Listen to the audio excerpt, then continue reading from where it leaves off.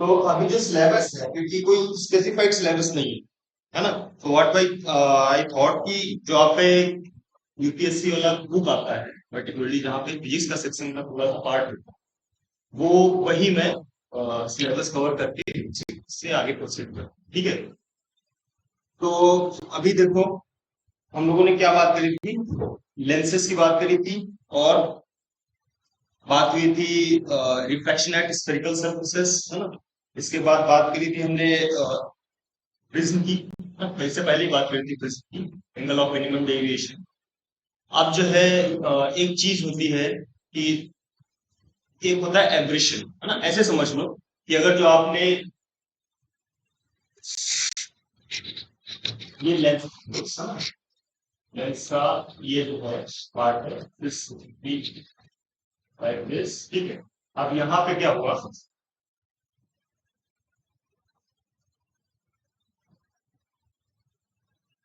ये आपकी एक्सिस थी, ठीक है। अब यहाँ पे क्या हुआ कि भाई एक लाइट ऐसे आई, ठीक है, वो जाके ऐसे स्प्राइट करी, ठीक है ना। इसके बाद एक लाइट ऐसे आई, है ना, इसलिए इसमें जो है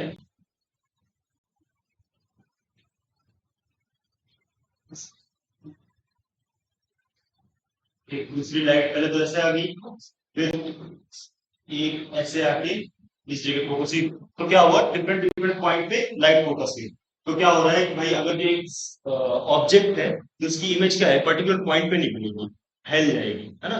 तो फॉर दैट इंक्स रिडक्शन हम लोग क्या करते हैं, लेंस को क्या करते हैं, जोड़ देते हैं, है ना, या उनके बीच में कुछ सेपरेशन रखते हैं। तो उससे क्या होता है कि जो फोकसिंग होती है वो इनहांस हो जाती है, मतलब एक ही जगह फोकस होता है, ठीक है। तो इसके लिए जो है, अब देखो, एक तो लेंस को जोड़ने के बाद, हाँ, जैसे देखो दो लेंस हैं, अगर जो वो दो लेंस को हमने, ठीक है, सपोज ये क्या हो गया, कॉन्वेक्स लेंस, है ना, मतलब तो लेंस तो बेसिक आप जानते हो, कॉन्वेक्स लेंस हो गया।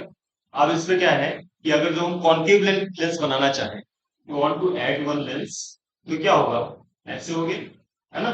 सो this again what we call it convex, convex और कॉन्केव का एक तरीके से वो हो गया, है ना, मिक्सचर हो गया। तो इसके क्या होगा कि भाई एक से तो रे जो है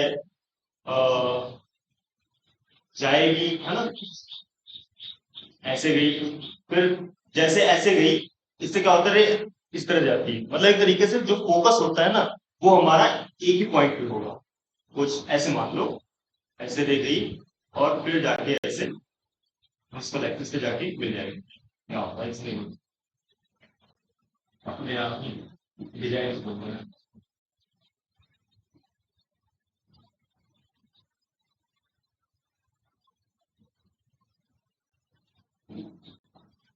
इसका ना भी ऑप्टिमाइज नहीं, पहली बार इसको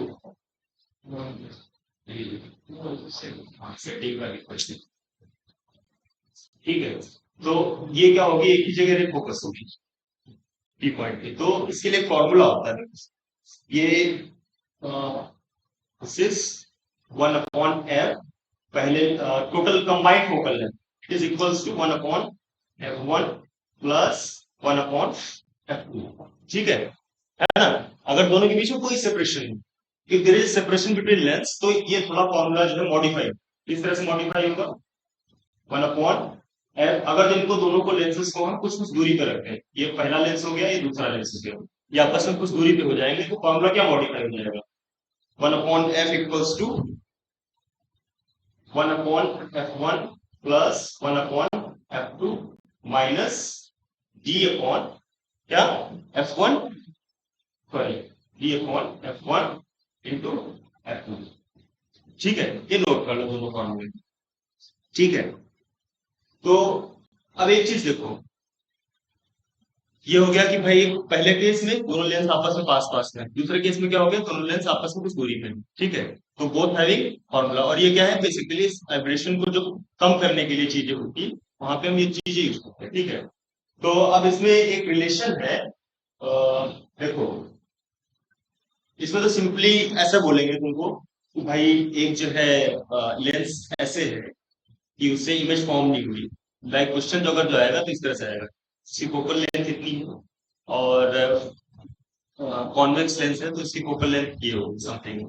फिर एक कॉन्केव लेंस हमने जो है इसकी कुछ दूरी पे रखा, इसकी दूरी बोल देंगे, इसकी फोकल लेंथ ये हो गई। तो एक्चुअल फोकस कहाँ पे बनी, इस तरह का क्वेश्चन है। ठीक है, तो दोनों के बीच का हमें सेपरेशन पता है, दोनों की फोकल लेंथ पता होगी। ठीक है, तो उनके बीच क्या करेंगे हम, जो क्या बोलते हैं फाइनल फोकल लेंथ है वो फाइंड आउट कर लेंगे। ठीक है, तो अब एक चीज यहाँ पे देखो, एक होता है power of lens, power of lens क्या होती है, इसको लिखते हैं डी से, है ना, ये होती है 1/f। ठीक है, तो इससे क्या समझे, इसका फिजिकल सिग्निफिकेंस क्या है कि अगर जो हमारी फोकल लेंथ कम होगी, मतलब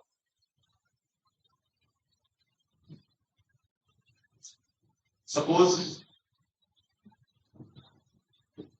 आपकी रे ऐसे गई, है ना, ऐसे गई, और एक तो ये हो गया कि यहाँ पे गिर जाए।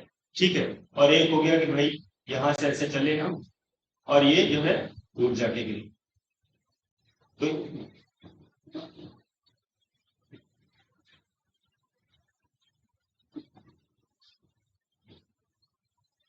तो इसलिए एक आता है सी, इसलिए क्या होता है ग्लव्स आता है इसके इसमें लगे होते हैं। तो वो जो है वो मिल सकता है इसकी वजह से डिजाइन। ये हाँ हाँ वही इसी वजह से। ठीक है, तो सपोज ये F1 पे बन गई, ये F2 पे बन गई। ठीक है, तो अगर जो मैं बात करूं, ये कम दूरी हुई ना फ्रॉम पोल, पोल से बताया था ना डिस्टेंस, डिस्टेंस हमेशा पोल से लेते होते हैं। तो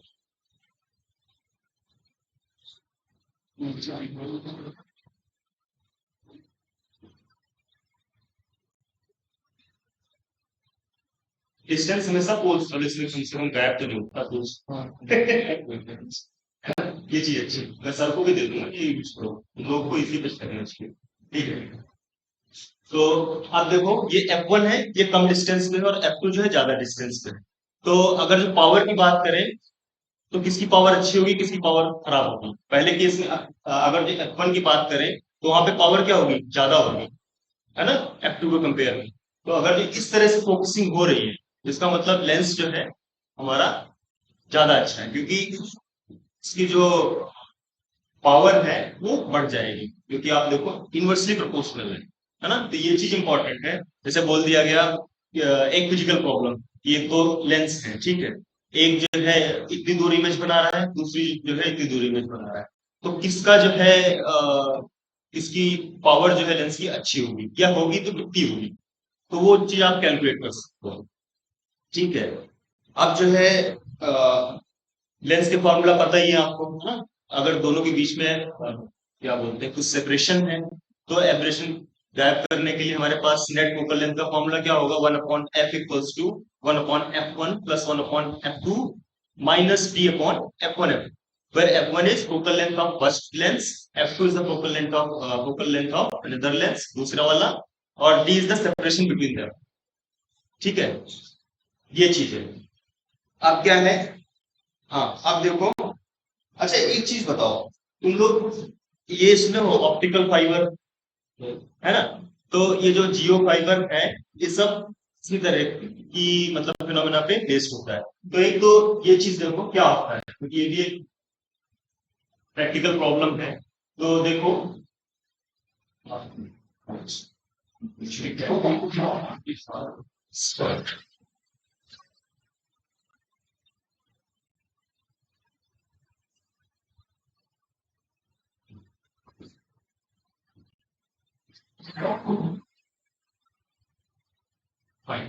तो अच्छा कल हमने बात करी थी, एक अगर जो रिफ्रैक्टिव इंडेक्स v1 है और दूसरा v2, ठीक है, v1 v2, एक अगर जो पहले अगर क्या हो गया कि पहला case v2 is greater than v1, ठीक है, दूसरा केस क्या हो गया कि v2 is less than v1। सुनाई दे रहा है? दिख रहा है वहां से? दिख भी रहा है ना? अच्छा, दिख रहा है? बता देना तुम लोग को, अगर दिक्कत हो तो जैसे लेट मी नो, है ना? ये हाँ, ये सीधी बात बोली।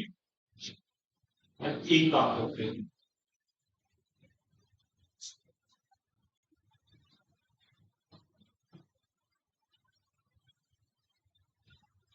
ठीक है? तो अगर जो हमारा म्यू2 जो है, भाई पहला केस तो पता है कि अगर जो म्यू2 इज ग्रेटर देन म्यू1 तो रे जो है नॉर्मल के लॉन्ग बैंड रहेगी, ठीक है? दूसरा केस क्या होगा कि म्यू2 इज लेस देन म्यू1, तो उस केस में क्या होगा कि लाइट जो है ऐसे आई, है ना? और फिर क्या हुआ, ये इससे जो है क्या होगी, दूर भागेगी, तो ये इस तरह से, है ना? From this will strike away, है ना? ये जो है दूर जाएगा, समझे? तो एक ऐसा पॉइंट आएगा आई का जहां पे ये क्या होगा, ये इसके पैरेलल होगा, ऐसे। मान लो और इसको हम थोड़ा सा ये कर दें, है ना? थोड़ा सा और ऐसे कर दें, तो ये क्या होगा, ये इधर ही हो जाएगा, ठीक है? तो इसको बोलते हैं TIR, टोटल इंटर रिफ्लेक्शन, है ना? Total inter reflection. तो यहाँ पे क्या होगा, नो मोर रिफ्लेक्शन टेकिंग प्लेस ना। आप देखो यहाँ पे कंप्लीटली जो सरफेस है आपका ग्लो कर जाएगा उस एंगल पे, ठीक है? तो अगर यहाँ पे फॉर्मूला लगाएं, sine i upon sine of r, है ना, equals to mu two upon mu one, fine. अब तो ठीक दिख रहा होगा आई थिंक, थोड़ा सा विजिबिलिटी, है ना? तो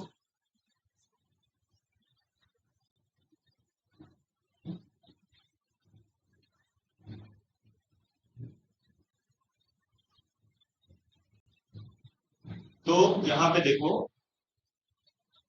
sign i upon sine r कितना हो जाएगा, 90, है ना? क्योंकि ये एंगल क्या होगा, यहां से मेजर करते हो ना, अगर ये इसके लॉन्ग हो गया तो इट इज व्हाट, 90, है ना? फाइन। तो sine 90 equals to mu two upon mu one, fine.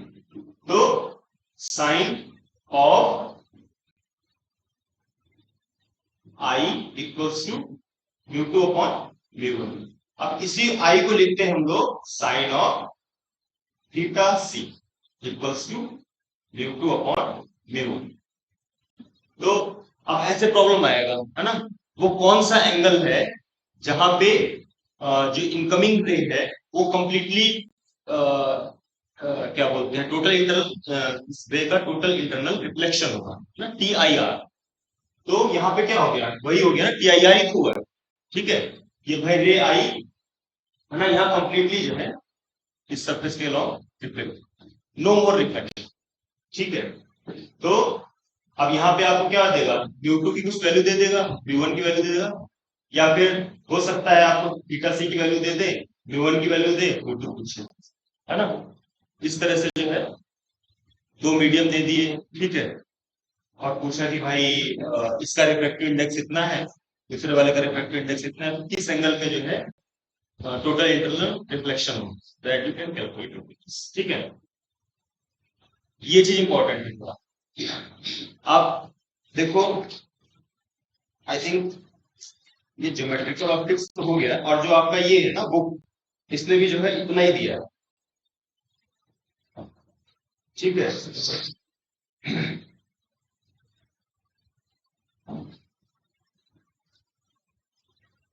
आ रहा है, फोकस हो रहा है, ठीक चल रहा है, बस थोड़ा सा वॉइस हल्की है। हाँ, दिक्कत हो रही है, स्टडी करेंगे कुछ स्पीकर वगैरह का यूज कर, थोड़ी बाकी तो माइंड में लिया ठीक है वैसे, कर लिया ना, बस आज तो कर मंगवा लिया लूंगा एक माइंड, एक माइंड और। तो ठीक हो जाएगा। अच्छा, अब मैं जो रेस्ट ऑफ द थिंग्स हैं, लाइक कुछ ऑप्टिक्स में बचेगा, विल सी द थिंग्स, और मैं क्या करूंगा, कल हम लोग प्रॉब्लम करेंगे, जितनी भी प्रॉब्लम होगी विल ट्राई टू सॉल्व, है ना। तो हमें कुछ सेंस मिलेगा कि एक्चुअल में हम सही डायरेक्शन में जा रहे हैं क्या, और सिलेबस सॉल्व होगा कि नहीं था। आप आगे बढ़ते हैं हम। अच्छा, न्यूटन्स लॉ सबने पढ़े होंगे, न्यूटन्स लॉ, है ना। बेसिक जो है मैकेनिक्स का जो लॉ होते हैं, मतलब जो आपका शुरुआत होती है। मैं तो तरह बेतरह की किताब इससे की कहना है, ये कहाँ से है, उसी में स्लाइड कर सकते हैं। ठीक है, N L M is called Newton's, ठीक है, लॉस ऑफ मोशन, फाइन।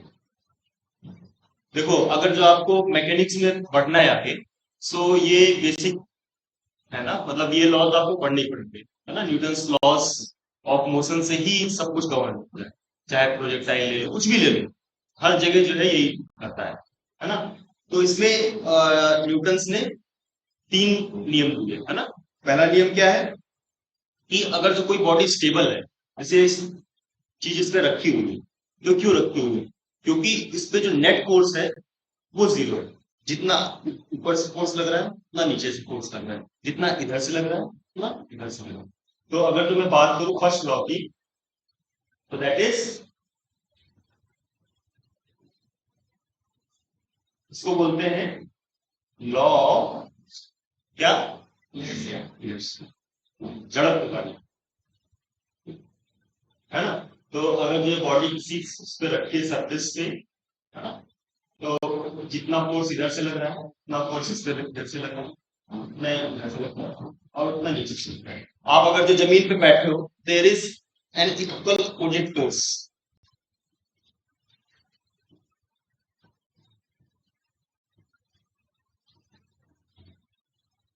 ठीक है। तो यहाँ पे जो ये करेंगे समीशन ऑफ एफ नेट, अब इसमें किस तरह की प्रॉब्लम आएगी, देखो, अगर जो आपको अगर जो प्रॉब्लम की बात थोड़ा दिमाग लगाओ, किस तरह की प्रॉब्लम आ सकती है। ठीक है, अब आपको बॉडी दे दी कि इसको जो है इधर खिसका रहा है, या फिर इस पे इतने न्यूटन का फोर्स जो है राइट की साइड लगा रहे हैं, है ना। तो डिस्प्लेसमेंट होगा, ठीक है। तो टोटल फोर्स क्या होगा, एफ नेट इक्वल्स टू 0, है ना, क्योंकि ऊपर नीचे तो मूव नहीं कर रही, राइट की मूव कर रही है ना। तो बोलेंगे कि कितना अपोजिट फोर्स लग रहा है, तो क्या करेंगे भाई, एफ लेफ्ट, है ना, प्लस एफ राइट, अगर जो, ठीक है ना, इक्वल्स टू 0, ऐसे करेंगे, ठीक है। तो लेफ्ट फोर्स दिया होगा, राइट फोर्स हमें निकालना, मतलब इस तरह से सोचो प्रॉब्लम को कि ऐसे हो सकता है, अगर जो मूवमेंट इधर पे है इधर को है, तो फ्रिक्शनल फोर्स लगेगा कुछ, है ना। वो फ्रिक्शनल फोर्स हम एफ क्या लेफ्ट के थ्रू निकालेंगे, और राइट की तरफ मोशन फ्रिक्शनल फोर्स लेफ्ट की तरफ लगेगी, है ना। तो इस तरह से जो है इसके एप्लीकेशन पॉइंट ऑफ व्यू से चले तो ऐसे होगा। आप यहाँ पे बात करते हैं सेकेंड का, ठीक है। तो एक चीज देखो, किसी बॉडी को अगर जो आप एक्सेलरेट कर रहे हो, तो वो क्यों एक्सेलरेट हो रहा है, कोई नहीं आ जाएगा बस, ये अच्छा यहाँ से ऑन करना।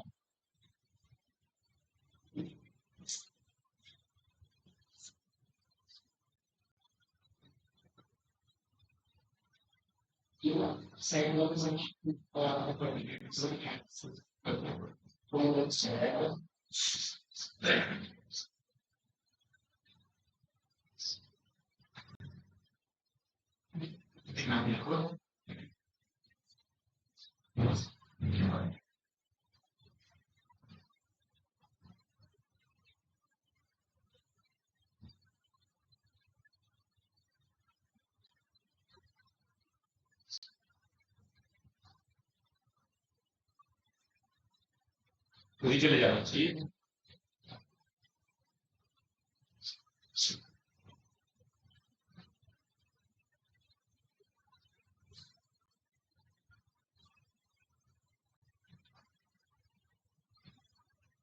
हाँ हाँ अच्छा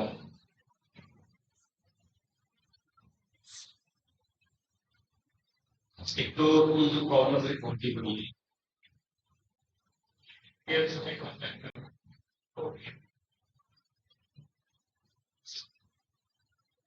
हाँ, हाँ, ठीक।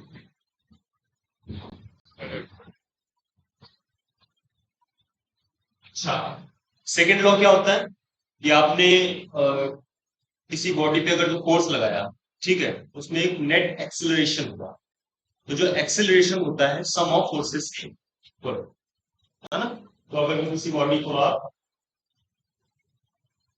ऐसे है ठीक है आप उसमें फोर्स लगा दो तो क्या होगा कुछ एक्सेलरेशन होगा तो जो फोर्स होता है जो एक्सेलरेशन होता है that is proportional to net applied summation of all the forces जो आप अप्लाई करो so I equals to 1 to L this is इसका मतलब समझते हो क्या है देखो समीशन का मतलब ये होता है कि अगर जो आई इक्वल्स टू 1 से n लिखा है ना और एफ एन तो शुरुआत क्या होगी कि आप F1 है ना plus F2 plus F3 plus dot dot dot F3 अब भाई जरूरी नहीं है ना कि इसमें एक ब्लॉक पे एक ही आदमी ताकत लगाए मान लो बहुत भारी है ब्लॉक ठीक है तो हो सकता है दो लोग ताकत लगाए तो दो लोगों का फोर्स जुड़े हुए हैं इस तरह से है ना तो इसको जो है ऐसे लिखेंगे तो इसमें अगर तो प्रॉब्लम देखें तो बहुत बेसिक सा प्रॉब्लम आएगा कि दो लोग धक्का दे रहे हैं ठीक है मान लो तीसरा आदमी भी धक्का देने लगे तो कितना जो है नेट एक्सीलरेशन प्रोड्यूस है ना तो इसको निकाल आप देखो प्रोपोर्शनलिटी कांस्टेंट अगर जो घटाएंगे तो क्या आएगा एक कांस्टेंट आएगा है ना तो अगर हम उसको हटाएं यहाँ से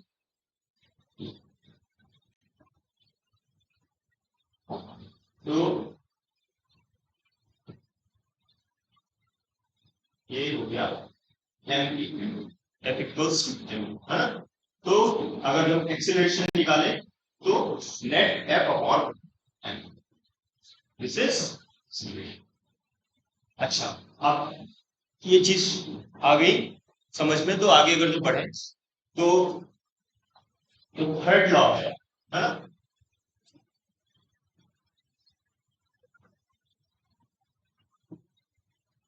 उसको क्या बोलते हैं क्रिया की प्रक्रिया हाँ अच्छा ये देखो सपोज एक ब्लॉक है कोई है ना बहुत वजन ब्लॉक है तो उसमें पहले एक आदमी ताकत लगा रहा था फिर दो तीन आदमी और करते हैं साथ तो क्या होगा ये डिस्प्लेसमेंट प्रोड्यूस होगा उसके अंदर एक एक्सेलरेशन होगा एक्सेलरेशन क्या होता है नेट चेंज इन वेलोसिटी है ना एक्सेलरेशन होता है चेंज ये तो पता होगा ऑल पीपल मस्ट बी है ना वेलोसिटी अपॉन टाइम ठीक है v अपॉन टी ठीक है तो जब आपने ऐसे धक्का दिया मेज को या किसी ब्लॉक को है ना तो क्या होगा उसमें एक्सीलरेशन प्रोड्यूस होगा कुछ फोर्स लगाया होगा आपने ठीक है उस बॉडी का मास m है तो अगर एक्सीलरेशन निकालें तो कैसे निकालेंगे नेट फोर्स जो लगाया और उस बॉडी के मास से उसको आप समझे ठीक है सो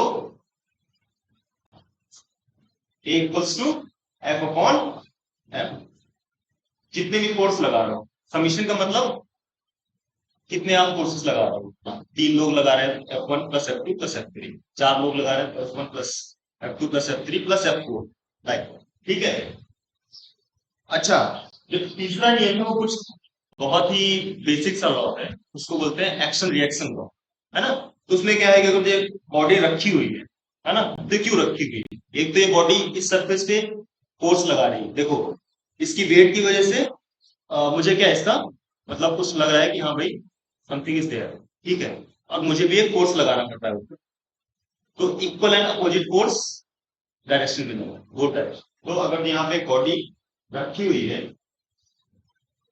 ठीक है सरफेस और उस पे एक बॉडी है जिसका मास अगर है अगर ये रखी हुई है, तो एक जो है इसका वेट लगेगा W नीचे, और एक रिएक्शन फोर्स ऊपर लगेगा, है ना, because of this it is staying there, है ना। और अगर जो रॉकेट की बात करें, तो रॉकेट जब ऊपर जाता है तो क्या होता है, नीचे थ्रस्ट होता है, इसकी थ्रस्ट की फोर्स की वजह से वो रॉकेट ऊपर जाता है ना। तो जो रॉकेट का मोशन है वो थर्ड लॉ पे ही बेस्ड है। कोई भी चीज है, जैसे कि आप क्या बोलते हैं, जो बोट होता है, बोट क्या होता है, अगर जो आप पानी वाला एक बोट देखते हैं जो आवाज करता है, सब पीछे भाप निकलता रहता है, तो भाप तो बाहर की तरफ निकलता है, पीछे की तरफ, और बोट आगे मूव करता है ना। तो वो बेसिकली क्या है, एक्शन रिएक्शन लॉ, है ना। अब हम बात करेंगे, अच्छा, एक बेसिक से फोर्सेस होते हैं, एक होता है सेंट्रीपिटल फोर्स,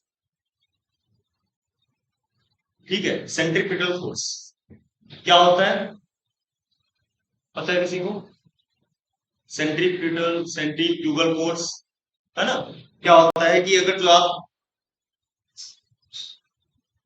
जैसे एक रस्सी है, उससे आपने एक पत्थर बांध लिया, ठीक है, और आप उसको ऐसे घुमा रहे हैं, है ना, तो क्या होगा, एक पत्थर जो है क्या होगा, अंदर की तरफ फोर्स अप्लाई करेगा, और आपको लगेगा कि आपका हाथ जो है बाहर की तरफ खींच रहा है ना। जो अंदर की तरफ फोर्स लगता है रस्सी में, उसको बोलते हैं सेंट्रीपिटल फोर्स, और जो बाहर की तरफ लगता होता है उसको बोलते हैं सेंट्रीफ्यूगल फोर्स, है ना। तो अच्छा, कहीं भी देखोगे आप, तो हमेशा इक्वल एंड अपोजिट चीजें लगती होगी, यही लॉ है। अगर जो आप बैठे हो, तो आप एक फोर्स लगा रहे हो चेयर पे, और चेयर आपको आपकी तरफ ऊपर फोर्स लगा रही है, सो दैट आप जो है उस पर स्टेबली बैठो।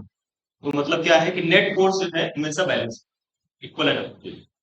तो यहाँ पे भी क्या है भाई, एक आपका जो है, आपने अगर ये पॉइंट ऑफ रोटेशन मान लिया, और इससे एक स्ट्रिंग अटैच करी, और ये एक पत्थर है ना, now it is rotating like this in a circle, ठीक है।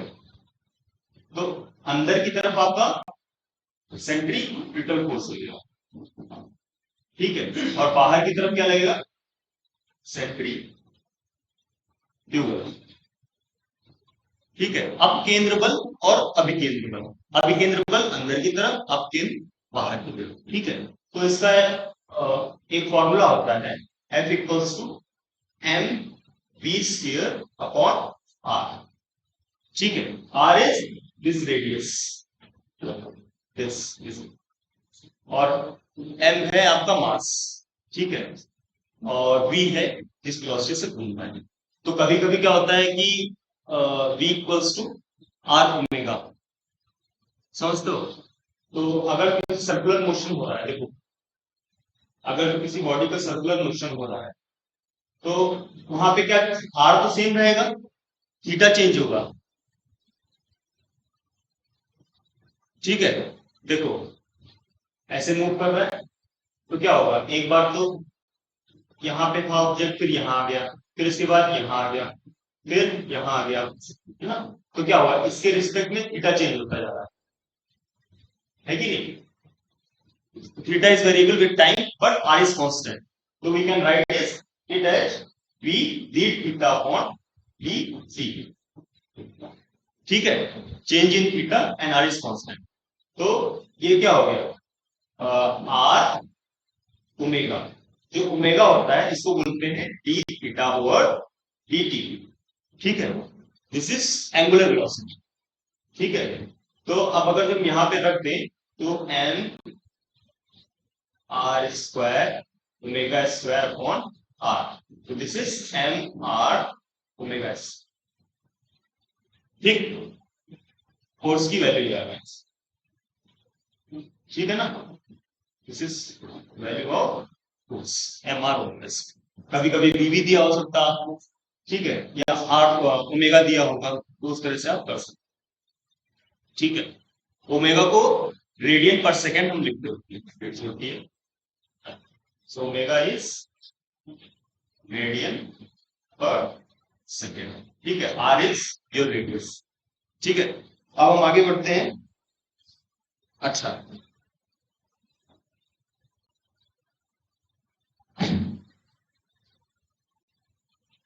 अच्छा, वर्क क्या होता है?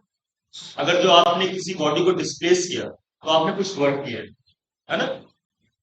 तो फोर्स कितना लगाया और उसमें कितना डिस्प्लेसमेंट हुआ, उसकी जो गुणनफल होता है, उसका जो प्रोडक्ट होता है, that is your work. It is an scalar quantity. Scalar quantity क्या होती है? जिसमें आपको केवल मैग्नीट्यूड की जरूरत है, you don't require any direction. ठीक है ना? तो अगर जो डब्ल्यू को लिखते हैं, W, so it is scalar product of f dot dr। dr क्या होता है? स्मॉल डिस्प्लेसमेंट, है ना? तो अगर जो किसी भी चीज को अगर जो स्मॉलर क्वांटिटीज में लिखना है तो we write it as dr, है ना? dr में लिख दो, छोटा सा क्वांटिटी है, बहुत स्मॉल डिस्प्लेसमेंट। तो अगर इसको हम खोल दें तो ये mod of f mod of dr, है ना, कॉस ऑफ थीटा। अब आप इसमें कैसे प्रॉब्लम आएगी? ये फोर्स लगा रहे हैं, है ना, सरफेस के अलावा। ठीक है, अब देखो इसमें एक चीज देखो,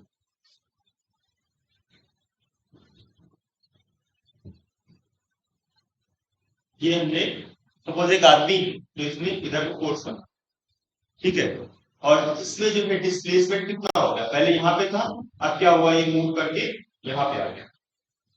ठीक है, कुछ डिस्प्लेसमेंट हुआ, ठीक है, मान ले 5 मीटर या 1 मीटर का डिस्प्लेसमेंट या 2 मीटर की मान, ठीक है।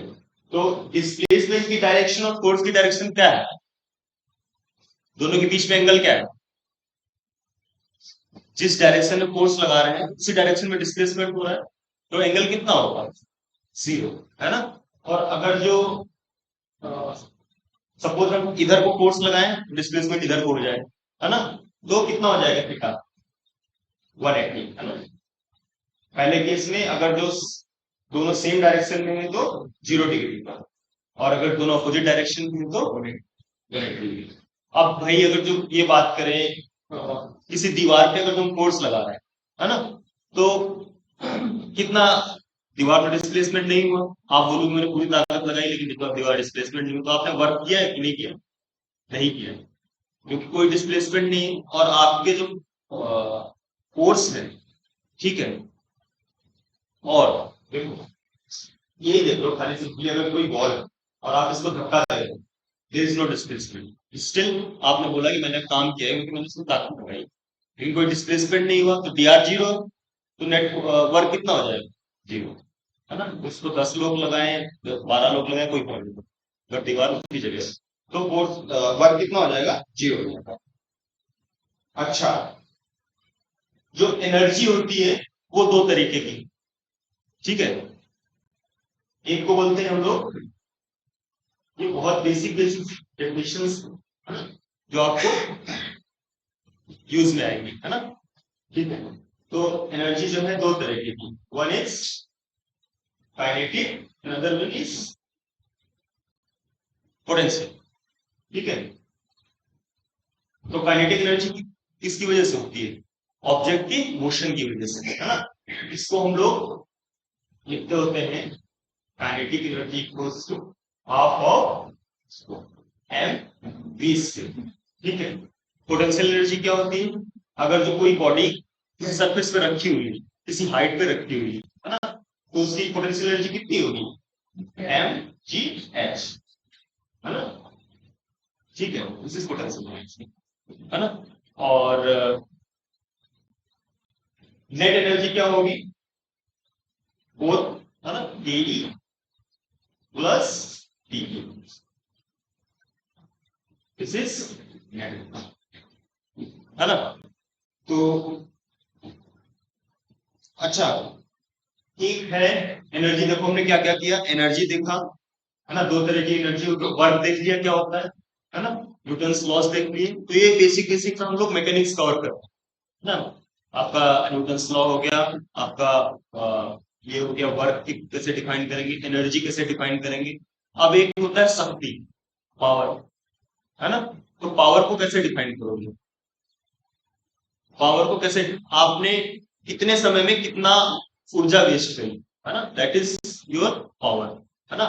मतलब amount of work done per unit time, एक यूनिट सेकेंड में कितना आपने वर्क किया, दैट इज योर पावर, है ना। सो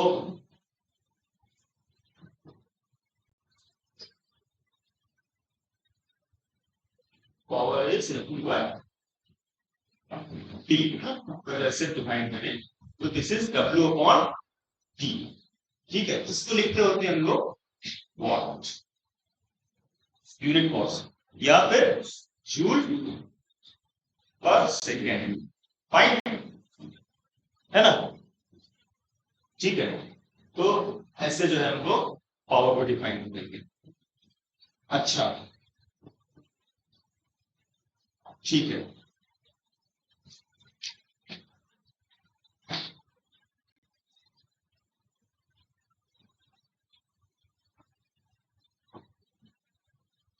अच्छा, प्रेशर क्या होता है,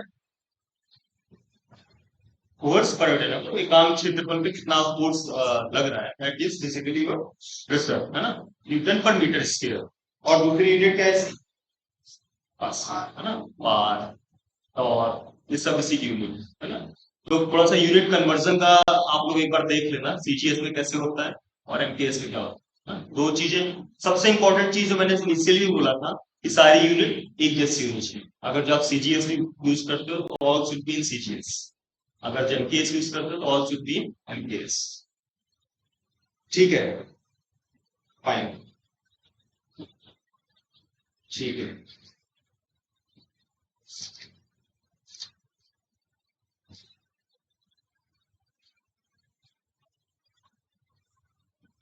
अच्छा, अभी मैकेनिक्स में यहाँ पे स्टॉप करते हैं, ठीक है। और आप लोगों को कुछ पूछना हो तो पूछ लीजिए, इन केस पूछना चाहते हैं कुछ आप यहीं पे पढ़ते हैं, कॉलेज में? अच्छा, बाहर से एनडीए, ओके,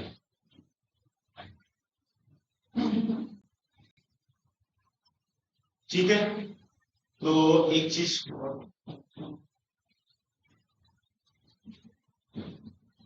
अच्छा तो आज पहले एक तो ब्रीफली हम लोग ये बात करें किया क्या है।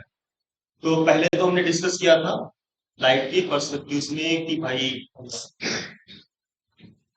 दो लेंस को अगर जो हम सेपरेट कर दें, है ना, तो एब्रेशन यूज करने के लिए ना डिफरेंट डिफरेंट फोकस पॉइंट हो जाए, तो अगर जो एक ही पॉइंट पे फोकस करना है तो हमें क्या करना पड़ेगा, दो लेंस यूज करने पड़ेंगे।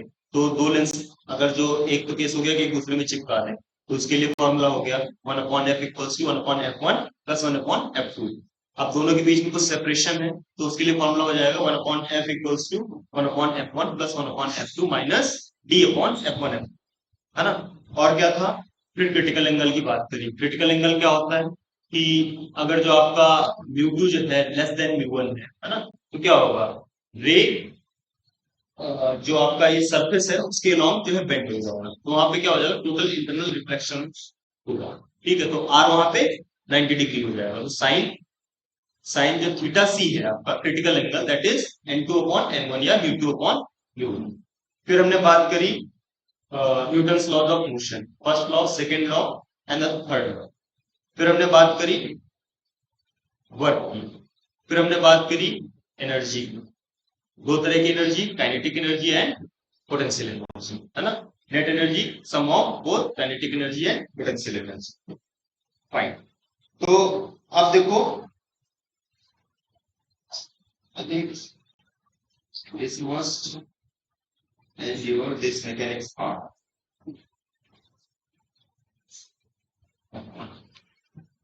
अच्छा, अच्छा एक चीज बताओ, आप लोगों ने हीट पढ़ी है किसी को, हीट, है ना, हीट पढ़ा होगा।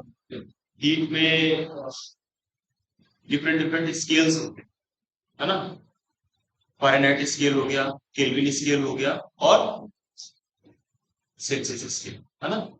तीनों का कन्वर्जन कैसे होता है, ठीक है। फर्स्ट लॉ ऑफ थर्मोडायनेमिक्स क्या होता है, सेकंड लॉ ऑफ थर्मोडायनेमिक्स क्या होता है, ठीक है। उसके बाद आइसोबैरिक प्रोसेस क्या है, आइसोथर्मल प्रोसेस क्या है, और क्या बोलते हैं एडियाबैटिक प्रोसेस क्या है, इसके बारे में हम थोड़ा सा बात करेंगे। और कल जो है, कल हम लोग पहले तो क्वेश्चंस देखेंगे इसके, ठीक है। तो देखो आगे रखा, कोई नहीं।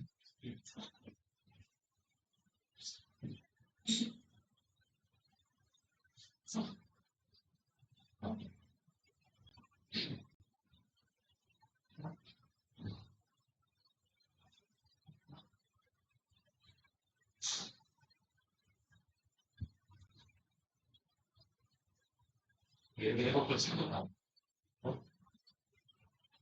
ओके, तो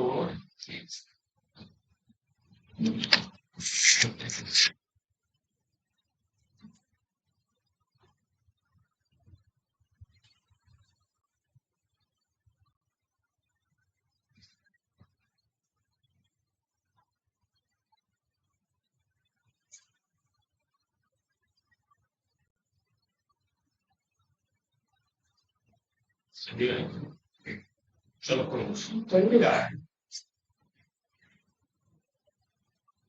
नहीं, ठीक है, ठीक है, फाइन।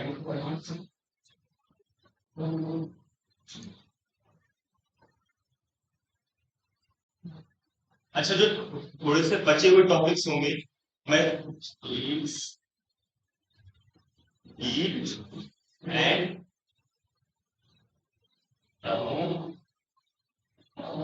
dynamics। अच्छा, एक तो हीट हो गया, एक थर्मोडायनेमिक्स, दोनों में अंतर क्या है? हीट तो मतलब एक ये हो गया कि आप अगर जो किसी चीज को छू रहे हो तो आपको गर्म या ठंडा लगता है। थर्मोडायनेमिक्स मतलब हीट कैसे जो है, दैट इज थर्मोडायनेमिक्स। तो अब देखो, अच्छा एक चीज बताओ, अगर जो मैं आपको बोलूं, आपने जैसे हाथ रब किया ऐसे, है ना, ऐसे रब किया, या फिर आपने कोई प्रोसेस किया लाइक इसको जो है ऐसे ऐसे घिस रहे हो, है ना, तो क्या हो गया, ये सरफेस गर्म हो जाएगा। अब आपको मैं टच कराऊंगा और बोलूंगा आपसे कि आप ये बताओ कि मैंने इसको कैसे हीट किया है। एक तो हो गया कि मैंने इसको जो है गैस के ऊपर रख के थोड़ा सा हीट कर दिया, ठीक है, और दूसरा प्रोसेस हो गया मैंने ऐसे ऐसे इसको रब किया और फिर ये हीट हुआ। तो आप बता नहीं सकते, अगर जो मैंने आपको प्रोसेस दिखाया तो आप नहीं बता सकते किस प्रोसेस से मैंने हीट किया, है ना। तो ये बड़ा रिलेटिव चीज है कि मतलब कैसे हम लोग डिफाइन करेंगे। तो अगर जो देखा जाए, वर्क और हीट एक ही चीज है ना, दोनों में कोई विशेष अंतर नहीं है। वर्क से भी आप हीट प्रोड्यूस करते हैं, ठीक है, और बॉडी को हीट करने के बाद भी आप हीट मतलब उसको टेम्परेचर देंगे तभी हीट प्रोड्यूस। सभी क्लास क्लास ठीक है। तो दोनों चीजों में यू कांट डिफरेंशिएट या डिस्टिंग्विश आप नहीं कर सकते हैं कि हमने किस प्रोसेस के थ्रू इसको हीट किया। तो अगर जो हम देखें कि जो आपका वर्क है ना, वर्क किसके प्रोपोर्शनल है, जितना हीट होगा नहीं वर्क करना पड़ेगा, W प्रोपोर्शनल टू Q, है ना, ठीक है। कोई कंफ्यूजन? अगर जो आप किसी बॉडी को आप सपोज ये अ, किसी सरफेस को रफ कर रहे हो, है ना, या फिर आप साइकिल चला रहे हो, उसका टायर भी जो है ना कुछ टायर देर बाद जो है गर्म हो जाता है ना, तो कुछ भी मैकेनिकल वर्क होगा तो उसके थ्रू हीट प्रोड्यूस होगी। तो work is basically proportional to heat, है ना। तो अब यहाँ पे अगर जो आप प्रोपोर्शनलिटी कांस्टेंट हटाओगे, there should be some constant, J is called Joule's constant, है ना। अच्छा, जो हीट है आपकी, उसकी जो यूनिट होती है कैलोरी होती है ना। तो एक कैलोरी जो है ना, कैलोरी इक्वल्स टू 4.2। ये थोड़ा सा कन्वर्जन फैक्टर है, क्योंकि आप वर्क को हमेशा जूल में कैलकुलेट करते हो। तो जब भी आपको कैलोरी में कोई चीज दी होगी तो आप कन्वर्ट इट इन जूल, है ना। तो ये इंपॉर्टेंट चीज है, ये आप याद रखिएगा। अब क्या है, अच्छा, टेम्परेचर की बात करें जो, है ना, टेम्परेचर, ठीक है। तो टेम्परेचर के थ्रू क्या होता है कि हमें बॉडी का ये पता चलता है कि भाई बॉडी में ठंडक है या गर्माहट है, ये चीज पता चलती है। तो जैसे बर्फ है तो आपको ठंडा लगा, तो उसका टेम्परेचर क्या होगा, कम होगा। आप बोलते हो कि हाँ ये टेम्परेचर कम है इसका, तो ये जो है ये बर्फ है ना। और अगर जब हीट है मतलब गर्मी लगी तो आप लगे आगे। तो टेम्परेचर तो ऐसे ही समझ लो कि हमें जिससे महसूस हो कि भाई ये गर्म है या ठंडा है, वटेवर। तो there are three scales majorly we use, one is calorie, sorry kelvin, है ना, केल्विन, है ना। फिर दूसरा है सेल्सियस, तीसरा है फॉरेनहाइट। ठीक है। अब देखो, जो हम लोग यूज करेंगे, जो आपका यहाँ पे यूज होगा वो क्या होगा, केल्विन स्केल। तो जो भी आपको सेल्सियस में दिया हो, आपको केल्विन में चेंज करना है, तो कैसे चेंज करोगे, प्लस 273, है ना। सेल्सियस में दिया है, फॉरेनहाइट में चेंज करना है, कैसे करोगे, है ना। एक फॉर्मूला होता है C/5F-32/9। ठीक है। तो इससे आपका डिफरेंट डिफरेंट स्केल में जो है टेम्परेचर चेंज होगा। ठीक है। तो अगर सेल्सियस में दिया है तो केल्विन, फॉरेनहाइट में दिया है तो सेल्सियस में कैन चेंज। जैसे थर्मामीटर में तो फॉरेनहाइट होता है। तो बॉडी का नॉर्मल टेम्परेचर कितना होता है, 98.6 या 4, है ना, नॉर्मल। ठीक है। उसको हम सेल्सियस में कन्वर्ट कर सकते हैं, देख सकते हैं कितना जो है।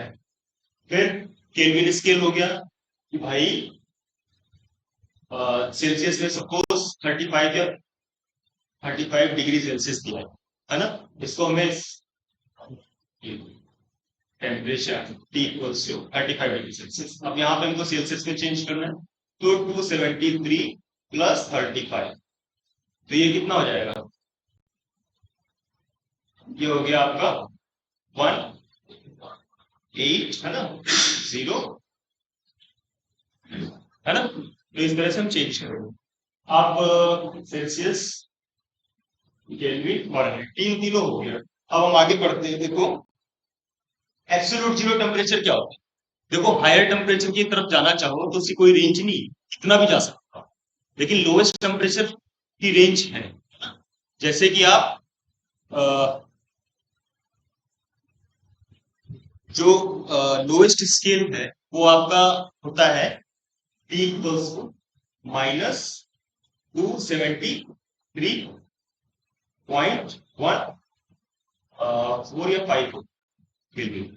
इससे नीचे आप जा नहीं सकते, एक्चुअली जाते होते हैं, बट वो लैब प्रोसेस में फिजिबल नहीं, मतलब कुछ पावर्स में जाते हो। जैसे कि आप सुपर कंडक्टिविटी है, सुपर कंडक्टिविटी पता है आपको, सुपर कंडक्टिविटी,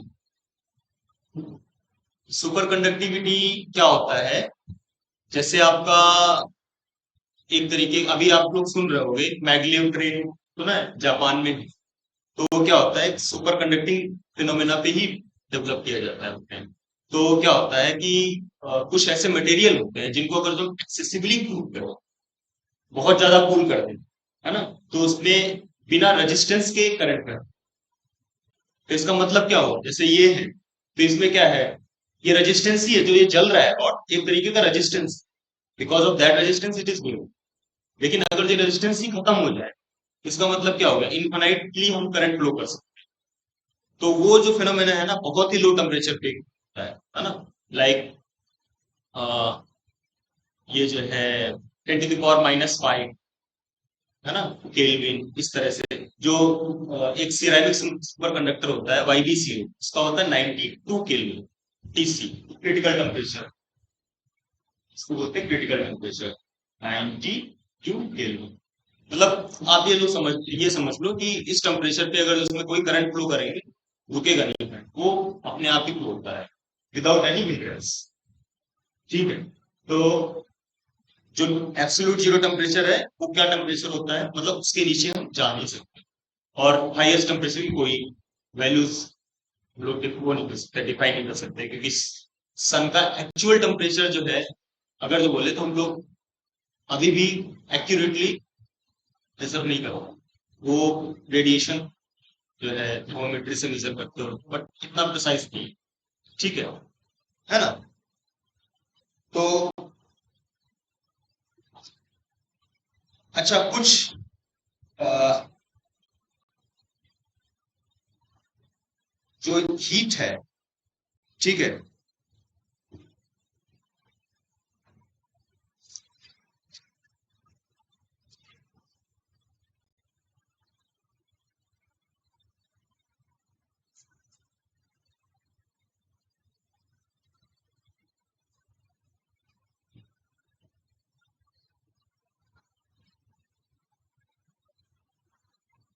अच्छा, जो हीट है वो कितने प्रोसेस के थ्रू जो है मटेरियल में जा सकती है, मतलब कि हीट किस तरह से फ्लो करती है मटेरियल? तीन तरीके से, है ना? एक तो हो गया कंडक्शन, दूसरा हो गया कॉन्वेक्शन, तीसरा हो गया रेडिएशन। तो जो रेडिएशन है उसमें किसी तरह की मीडियम की जरूरत नहीं है। जैसे सन से आ रहा है लाइट, तो आप डायरेक्टली सब्सटेंस को रखते हो, किसी मटेरियल को रखते हो, तो हीट हो रहा है बिना किसी मीडियम के, ठीक है? जैसे आपका कंडक्शन है तो मेटल रॉड, है ना? तो आपने मेटल रॉड को एक तरफ हीट किया तो दूसरी तरफ अपने आप जो है हीट हो जाएगा, वो कंडक्शन, हीट चढ़ती रहेगी, ठीक है? दूसरी कन्वेक्शन क्या हो गया कि आपने कोई लिक्विड है उसको हीट किया, तो उसमें मॉलिक्यूल क्या हो गए, बहुत तेजी से मूवमेंट हो, है ना? तो उनके मोशन के कारण कोलिजन्स होंगे अंदर, कोलिजन के कारण एनर्जी जनरेट होगी, वो एनर्जी जो है हीट में कन्वर्ट होगी, जो डब्ल्यू इक्वल्स टू हमने जेक्यू लिखा उस प्रोसेस में, ठीक है? तो तीन प्रोसेस बात किए, क्या हो गया? एक हो गया आपका रेडिएशन, है ना? नो मीडियम रिक्वायर्ड, ठीक है? बाकी दो में मीडियम जरूरत होगी, कंडक्शन और कन्वेक्शन। इसको बोलते हैं चालन, संवहन, है ना? और इसको बोलते हैं क्या? विकिरण, है ना? ऐसे। तो अच्छा, आप जो है इसकी बात करें अगर, एक चीज देखो, आपको अगर जो एक प्रॉब्लम दी जाए, है ना? एक सपोज लोहे की रॉड, एक को हमने जो है सपोज 50 डिग्री सेल्सियस तक हीट कर, और एक जो है 20 डिग्री सेल्सियस पे हमने हीट कर दिया, ठीक है? और दोनों को हमने 0 डिग्री सेल्सियस पे रख दिया, तो कौन जल्दी कूल होगा? अगर जो देखो, एक रॉड ए, है ना? ठीक है, उसको हमने 20 डिग्री सेल्सियस से पहले रखा, ठीक है? दूसरी रॉड बी है 50 डिग्री सेल्सियस में, ठीक है? इसमें मेंटेन किया हुआ दोनों रॉड्स। फिर क्या किया, एक हमारे पास कंटेनर जो कि मान लो बहुत कम टेम्परेचर पे है, 0 डिग्री सेल्सियस या फिर उससे भी नीचे, है ना? तो हमने क्या किया, उस कंटेनर पे दोनों रॉड्स को रख दिया, कौन जल्दी कूल होगी? हाँ, 20 वाली या 50 वाली? हाँ, 50 वाली, है ना? क्योंकि इसी को बोलते हैं न्यूटन्स लॉ ऑफ कूलिंग, है ना? जितना टेम्परेचर ग्रेडियंट होगा उतना जल्दी जो है बॉडी कूल होगी, ठीक है? तो this is basically Newton's law, Newton's law of cooling, ठीक है? अगर देखो 50 ये मान लो 0 डिग्री सेल्सियस करो, तो 20 माइनस जीरो करो तो 20 का डिफरेंस है, 50 माइनस जीरो करो तो 50 का डिफरेंस। तो जितना डिफरेंस ज्यादा होगा हीट में, उतना जल्दी वो, उतनी पावर फुल तरीके से वो कूल होगी, ठीक है? अब हम बात करते हैं किरचॉफ लॉ। किरचॉफ लॉ क्या होता है कि देखो, जैसे कोई बॉडी है, ब्लैक बॉडी, है ना? तो इसमें क्या होता है कॉन्सेप्ट कि जो अच्छे आपके ये होते हैं ना अवशोषक, अच्छे सर्जक भी होते हैं, good absorber are good emitter, है ना? इसी वजह से जो है हम लोग क्या बोलते हैं, सरफेस को ब्लैक कर देते हैं, कोटिंग, है ना? जिससे कि ज्यादा लाइट एब्जॉर्ब करे। कहीं कहीं प्लेसेस में, लाइक जैसे आपको हीट हीट चैम्बर बनाना है, आपने प्रैक्टिकल किया होगा, स्टीफन लॉ होता है, तो वहां पे एक हीट चैम्बर के अंदर ही हम लोग करते हैं, तो उस चैम्बर को क्या करते हैं, काला कर दो, और एक पर्टिकुलर पॉइंट से हम लाइट की रे को इंसिडेंट कराते हैं, तो वो क्या होती है कि पूरे सरफेस से ऐसे टकरा टकरा के पूरे उसको जो है इनक्लोजर को हीट करो, है है ना। तो उसको क्या बोलते हैं कि भाई क्योंकि इसका हमने कलर ब्लैक कर रखा है तो अच्छा इमिटर तो वही है, अच्छा एब्जॉर्बर भी है ना, जो रेडिएशन को एब्जॉर्ब कर। ठीक है।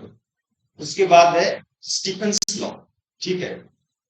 स्टीफेंस लॉ क्या होता है देखो, ये बहुत ही important. E equals to sigma T की पावर 4। आप ये जो होता है ना, हमने कल पॉइंटिंग वेक्टर की बात की, याद है, energy per unit area per unit time, it is also energy per unit area per unit time, है ना। तो किसी के सरफेस से अगर जो एनर्जी इमिट हो रही है, एब्जॉर्ब हो रही है, तो वो जो है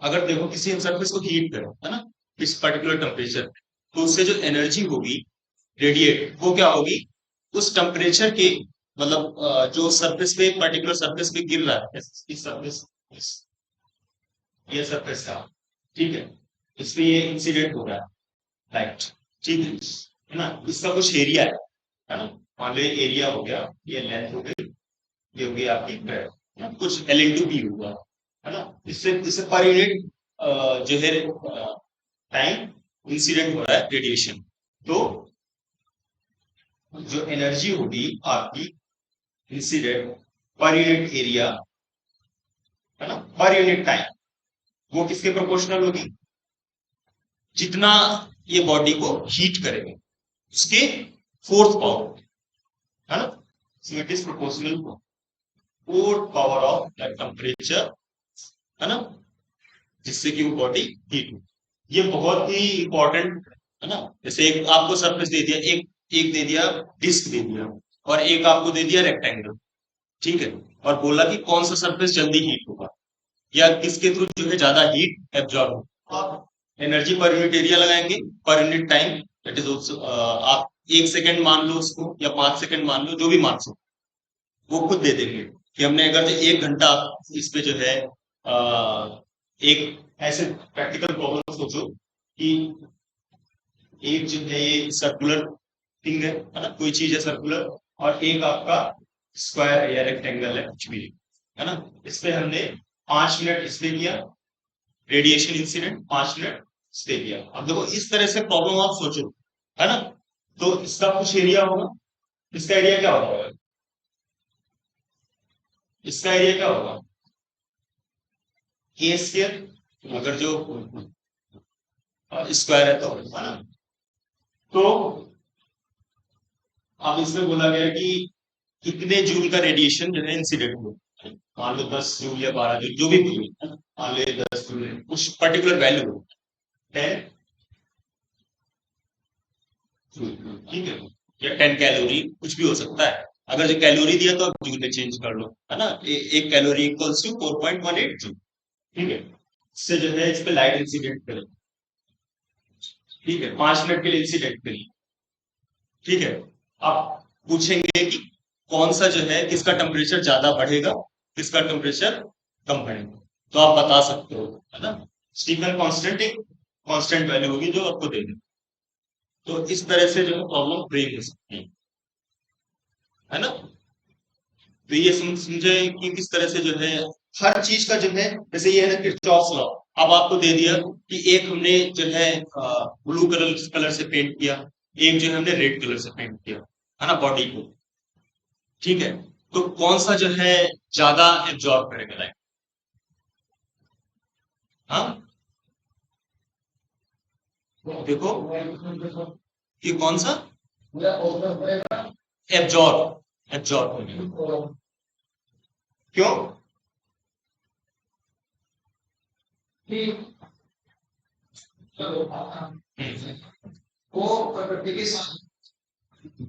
क्या होता है,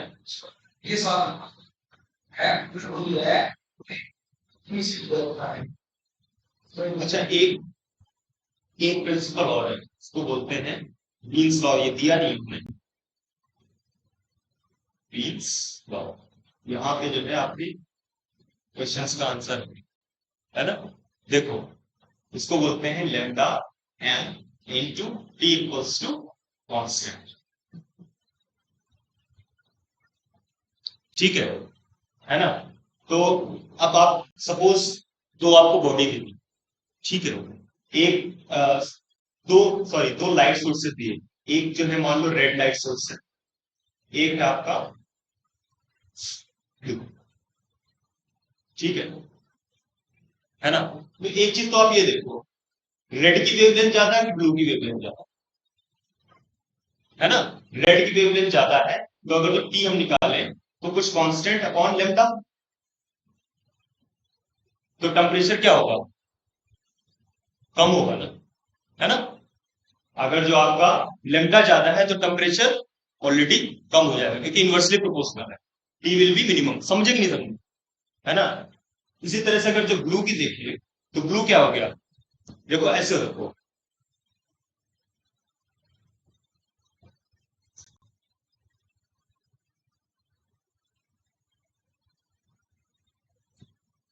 है ना। तो रेड की तरफ आप मूव करोगे तो क्या होगा, वेवलेंथ बढ़ती है ना। बी की तरफ मूव करेंगे तो वेवलेंथ घटेगी, है ना। तो अब यहाँ पे देखो ब्लू है यहाँ पे, है ना। कुछ याद नहीं करना, है ना, जस्ट आपको प्रिंसिपल देखना है किस तरह से जो है। अगर जो देखो फॉर्मूला डायरेक्ट पूछेगा नहीं, what is Wien's law, not ask like that. आपको दो सोर्सेस दे देगा, ठीक है, एक जो है ब्लू लाइट सोर्स है, एक है रेड लाइट सोर्स, ठीक है। अब आपको ये बताना है कि कौन सा जो है मेटल सरफेस को ज्यादा हीट करेगा। तो आप देखो यहाँ पे देखो, तो टी क्या हो गया आपका, something upon wavelength of red light, है ना, लेमडा ऑफ रेड, ठीक है। तो temperature due to red light, और यहाँ पे temperature due to k upon lambda of blue. तो अब देखो किसके थ्रू ज्यादा जो है हीट होगा, ब्लू के थ्रू, है ना। सही है ना आपका आंसर, आपने वही बताया था ना, ब्लू वाला ज्यादा हीट करेगा। तो इसको ऐसे आंसर, इसको बोलेंगे वीन्स लॉ। अब इसमें क्या होगा, ज्यादा से ज्यादा आपको प्रॉब्लम में एक दे देगा। देखो इसको और भी एक चीज देख सकते हो, lambda m 1 into T1, so उसको लेमडा एम 2 या इंटू T2, ठीक है। लेमडा 1 दे दिया आपको, लेमडा 2 दे दिया, सपोज दो लाइट सोर्सेस हैं, एक का टेम्परेचर दे दिया कि इस तरह से, जो वो दिए मान लो लेमडा M1 के करस्पॉन्डिंग 35 डिग्री सेल्सियस है ना।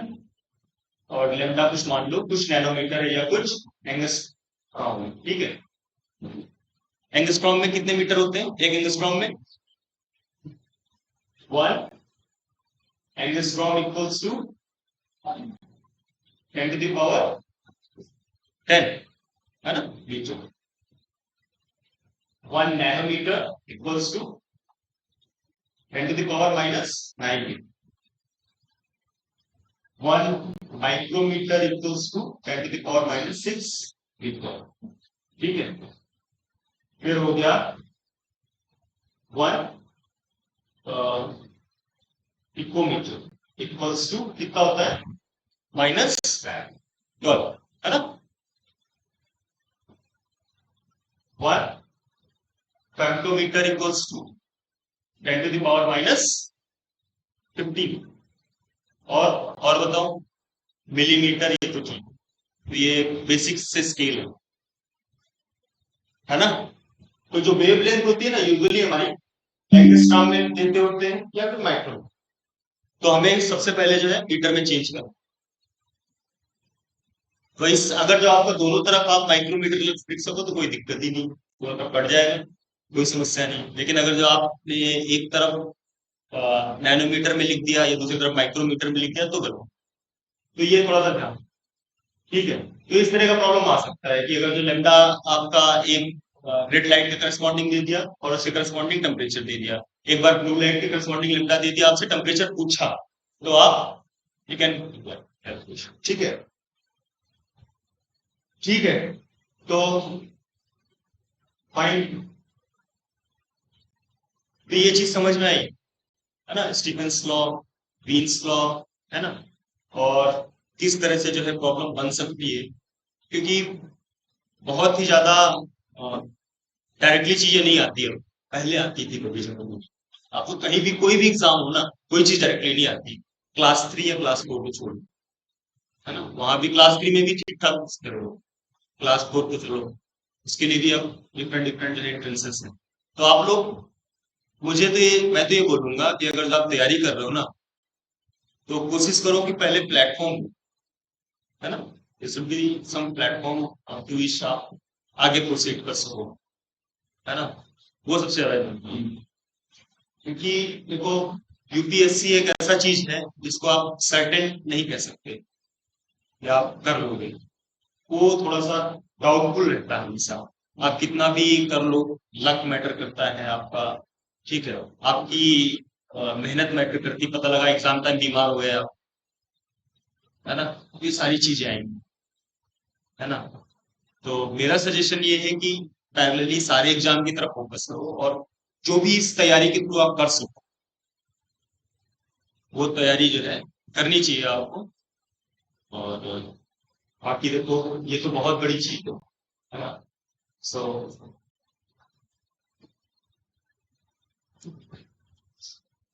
मैं जो है यहीं पे अपॉइंटेड हूँ, ठीक है, फिजिक्स डिपार्टमेंट, है ना। तो मैं भी अभी पढ़ाई कर रहा हूँ, है ना, मेरा पीएचडी चल रहा है। सो मैं ऑल्सो स्टडिंग, और मेरा भी काम होता है, मुझे भी जाना पड़ता है पढ़ने, पीएचडी के बाद से वीकेंड्स पे, या कभी भी छुट्टी होती है।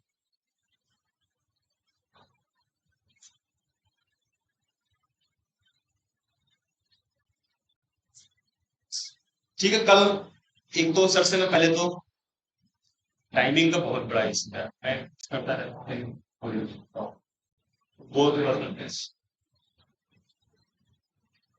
ये इशू है। चलो विदाउट कंटेंट,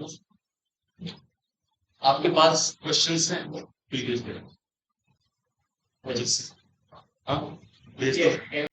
कौन सा वाला? UPSC, UPSC, UPPSC. ठीक है, मैं सेंड कर दूंगा। ठीक है, आप सेंड करो।